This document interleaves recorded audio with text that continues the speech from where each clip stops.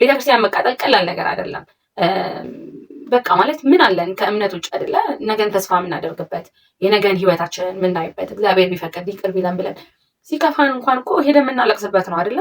በቃ ሲደላን ሲከፋን ብቻ በቃ ትልቁ ነገራችን ነው ብዬ ነው የማስበው እና ከዛ በላይ ምንም ነገር የለም። ያንን ደግሞ ነገ እንዳይደገም እነዛ ሰዎች ደግሞ ቅጣት እንዲያገኙ ምንም ነገር መፍትሄ መሆን ካለበት በመንግስትና በቤተክርስቲያን ነው። ምን መሰላችሁ? አብዛኛው ጊዜ የሆነ ጉዳይ ተደጋግሞ ሲወራ ተደጋግሞ አጀንዳ ሲሆን የተደረገ የተሳካ መፍትሄ ተሰጥቶ ይመስለናል።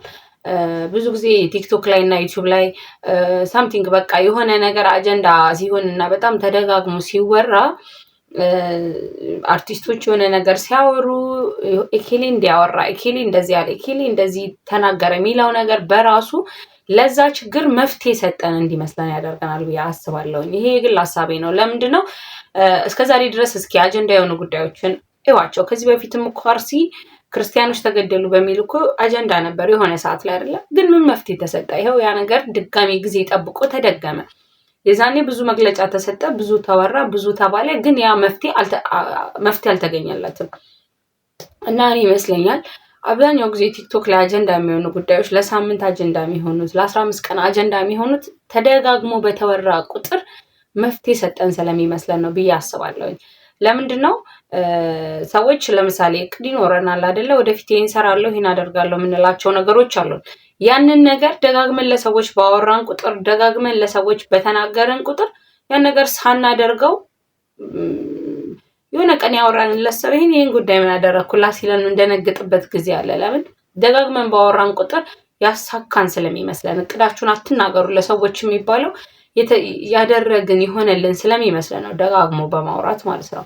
እና የኛ ጉዳይ መሆን ያለበት ማን ኮንሰርት ገባ፣ ማን ኮንሰርቱን ቀረ፣ ማን ድምፅ ሆነ፣ ማን ዝም አለ የሚለው ሳይሆን ቤተክርስቲያን ምን አደረገች፣ መንግስት ምን ሊያደርግ ነው፣ እነዚህ ሰዎች መፍትሄ የሚያገኙት እንዴት ነው የሚለው ጉዳይ ላይ ነው መሆን ያለበት። መንግስት ምን ሊያደርግላቸው ነው? ቤተክርስቲያንስ ጥበቃ አታደርግላቸውም ወይ? ከዚህ በፊትም እንደዚህ አይነት አደጋ ደርሷል። አሁንም ይሄ ነገር ተደገመ። ምንድነው ሲኖዶሱ ምንድነው ያሰበው፣ ቤተክርስቲያን ምንድነው ያሰበችው የሚለው ላይ ነው መሆን ያለበት። ምክንያቱም ቤተክርስቲያን መቃጠል ቀላል ነገር አይደለም። በቃ ማለት ምን አለን ከእምነት ውጭ አይደለ?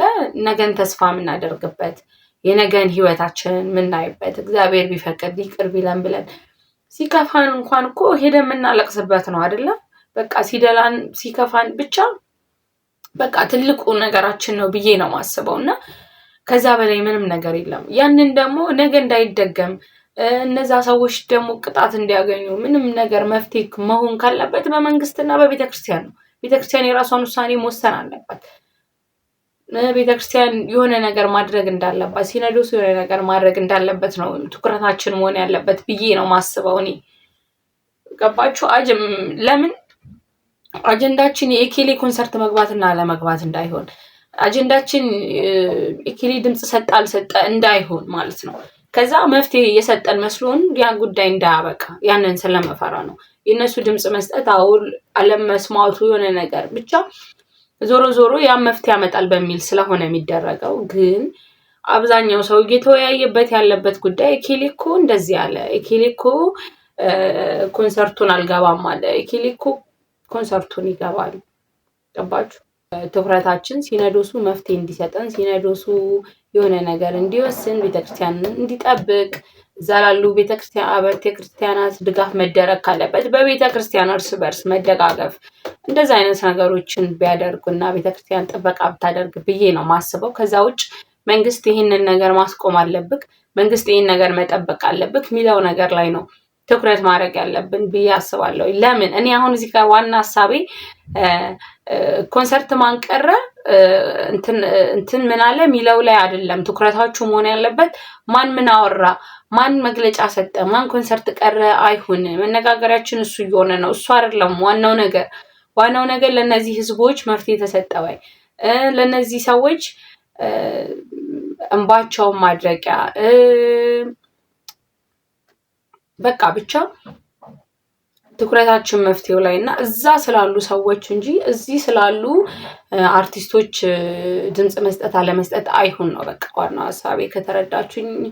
እናንተ ሀሳባችሁን ኮሜንት ላይ ማስቀመጥ ትችላላችሁ። እግዚአብሔር ለሁሉም ነገር መፍትሄ ይስጠን፣ ደጉን ጊዜ ያምጣልን።